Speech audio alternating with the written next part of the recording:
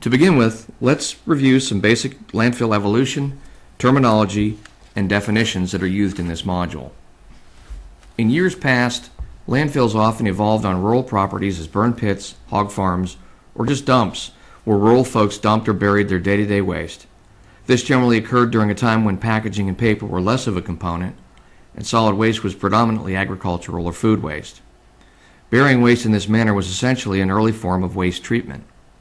One of the earliest attempts at standardizing landfill practice was in 1959 by the American Society of Civil Engineers, ASCE, who published guidelines for a sanitary landfill that promoted the idea of compacting waste and covering it daily with a layer of soil to reduce odors and control pests. By the early 1960s, 70s, it was believed that soil mineralogy and structure beneath sites renovated any precipitation that percolated through the waste and was sufficient to attenuate any contaminants that leaked through the base of the landfill.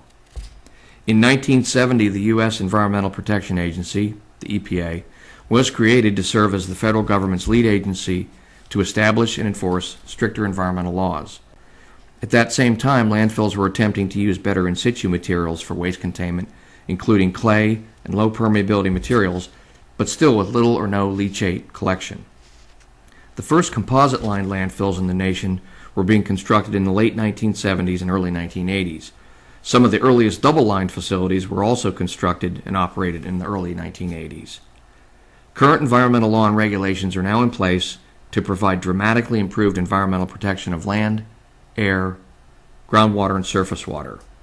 Modern environmentally protective landfills are highly engineered facilities that are now used to contain waste. In general, there's 5 types of landfills depending on the type and source of waste they contain. These include hazardous waste, municipal solid waste referred to as MSW, residual industrial waste, construction demolition waste, sometimes called C&D, and land clearing debris, or LCD. Since the vast majority of waste disposed in the country is MSW, this Landfill 101 module focuses on that waste stream. MSW is often defined generally as household waste. A practical definition of MSW is that it includes durable goods, non-durable goods, containers and packaging, food waste, and yard trimmings, with miscellaneous inorganic waste. MSW also includes small quantities of household hazardous waste. The individual states generally define MSW in the same way. However, there is some variation from state to state. MSW landfill sites require a number of support facilities. These might typically include entrance facilities, including security gates, scales, and scale house, solid waste disposal cells themselves, which are lined to receive waste, leachate collection and storage or treatment areas. This could include tanks, surface impoundments, and treatment plants. Landfill gas collection and management areas. This could include flares, generators, or storage tanks, stormwater management areas and ponds, and soil storage and borrow areas.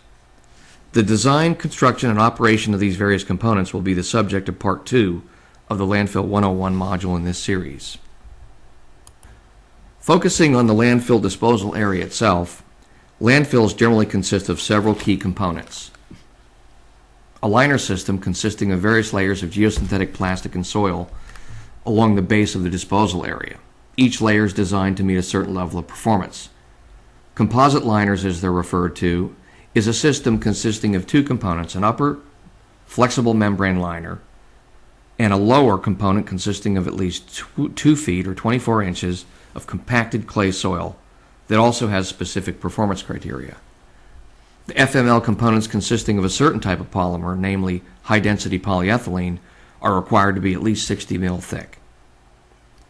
A leachate collection system, or LCS, directly overlies the liner system and consists typically of porous materials, sand, gravel, or synthetic drainage layers, and a network of pipes surrounded by gravel and stone envelopes to collect and convey leachate to a perimeter area where it is removed by gravity or pumping.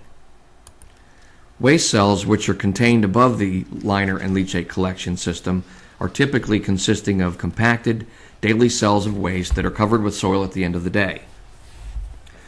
Finally, a final cover system consisting of another layered liner system of geosynthetics and soils and a vegetative upper zone are placed over the waste and are called the final cover system. Leachate removal, piping, and landfill gas vents and extraction wells are typically installed within the waste mast at various points within the lined area to extract leachate and landfill gas. The design, selection, and specification of these components will be further addressed in future modules. Groundwater monitoring wells are installed around the periphery of the landfill to detect any impacts on groundwater from leachate or landfill gas that might escape or breach from the lined area. Now that we've covered some basics of landfill terminology,